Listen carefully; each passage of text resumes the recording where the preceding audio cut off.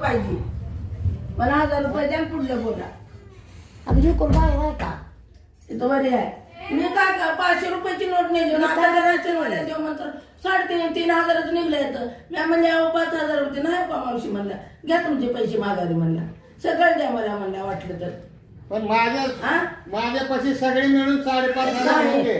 त्याच्यात मला 1000 द्या तुला दिलं 1000 द्या हो का मला पैसे आले नाही ते तुमचे पैसे घेतले तर माझे हात धरून जाईल मला पैसे हाताने दिले तिकीट तुझ्या पैसे ऑनलाईन केलं मी मोबाईल मधून. नाही तुला सांगते मी असेच पैसे ठेवले 500ची नोट घेतले कुणालाच माहित नाही असे पैसे मी ठेवून गेले.